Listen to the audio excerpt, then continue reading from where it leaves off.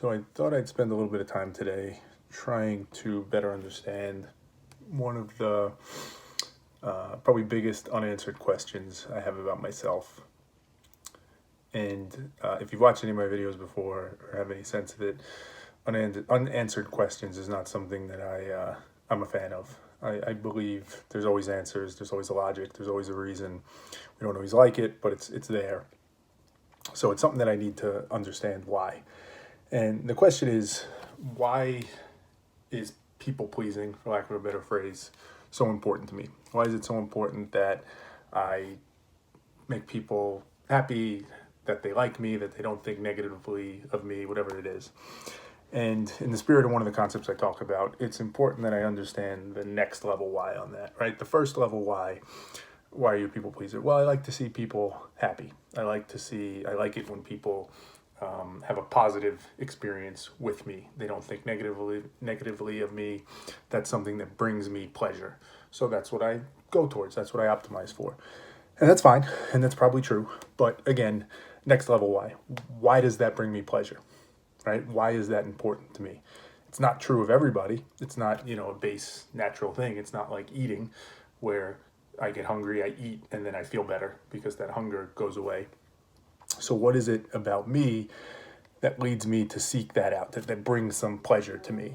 And there's probably obviously a physiological reason to it. It probably releases something, some hormone, chemical, whatever in my brain. But again, why? Why that thing? Why for me? So often when I ask other people questions like this, right? If there's an unanswered question they have, and we get to kind of the next level why, usually the response is I don't know, and that's my response, right? That's why it's an unanswered question for me. I don't know. What I usually tell them at that point is guess. Just guess. If you had to guess, what would be the answer you give? And surprisingly, or maybe not surprisingly, when I say that, they often almost instantly give me a thought or a response to it, which more times than not indicates they probably kind of knew they didn't want to say it, or maybe when prompted and forced to, there's something that seems reasonable to them right away. So I thought I'd try the same thing. So why people please? Why does that bring me pleasure? Why is that something I do? I don't know. Well, my guess.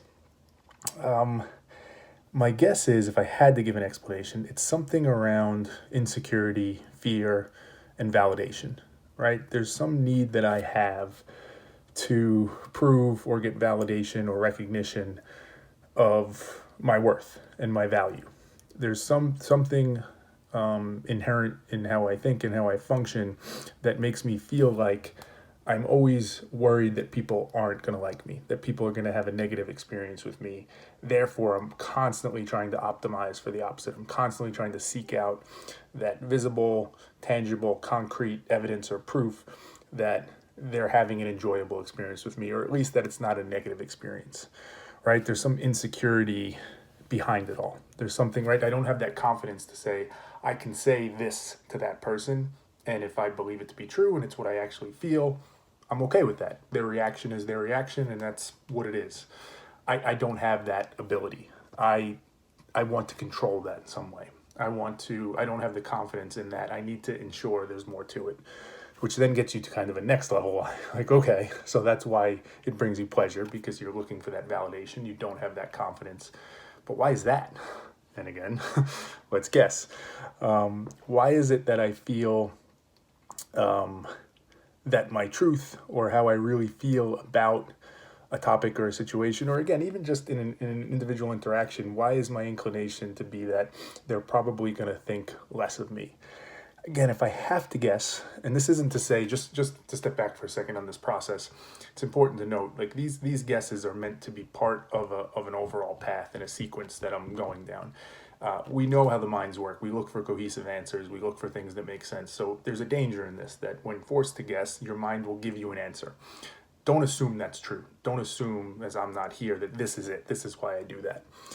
But again, if I had to guess, why that insecurity, why that need for validation, I think for most of my life, I've lived an inauthentic life.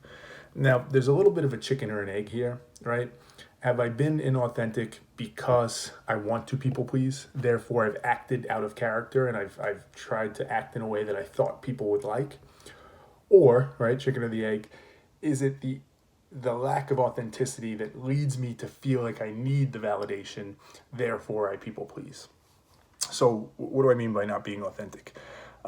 Most of my life and my career, most notably, I have not been always true to who I am. I haven't been just myself. I tend to, there were certain ends that I was trying to get to, certain accomplishments, achievements, goals that I'm trying to reach, and I probably put them ahead of the process, right? Ends justifying the means type thing. Not, I don't think, to the extent that I've actually like hurt anybody or done anything morally wrong, or at least hopefully not too much. But my emphasis has been more on that, and because of that, I've acted in a way that wasn't always true to myself, right? I sacrificed that a bit to try and achieve the things I want, or as I've talked about before, like to me, there was always an expectation of a way in which life was supposed to work out. Certain things are meant to happen; they should happen a certain way, in a certain sequence, and you should get certain results out of it. And that's always what I was optimizing for, which led me to, again, be inauthentic. I wasn't optimizing for being authentic and being myself and being true to myself. I was optimizing for the result or the end. And then as a result of that, it led me to being insecure, right? It's kind of the same concept of when you lie. Lying always makes things harder because you have to keep track of it, and it just, if you just tell the truth, it's easier. You don't have to worry about it. It's a similar concept here. If you're true to yourself, if you're authentic, you don't have to think that much. You don't have to worry, right? Assuming you did the work and you're thoughtful and you're a good person and, all those things, you're humble, you're empathetic, then if that's how you feel, you would be confident to say it. But because I always knew deep down I wasn't being authentic, I wasn't approaching it the right way, it conjured up that insecurity. It conjured up that need for people to tell me, like, you're doing it okay, you're okay, right? And I guess in many ways I was projecting that because I'm not okay with it. I'm projecting and assuming they're probably not okay with it. They probably see the bullshit in this. Therefore, my compensation, the way I addressed it, wasn't to be more authentic and address the root issue. My compensation, my fix was I will just try and people please.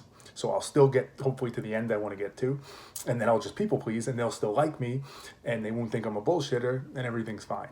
Well, the math on that checks out to a point up until where it comes to me and how I live and my psychological and mental well-being, which I think is what's been sacrificed through this. So I'll stop there for the sake of the video, but helpful for me just in this video, certain things that I uncovered here that maybe I haven't in the past, and hopefully helpful in terms of modeling a little bit of how to go through that process.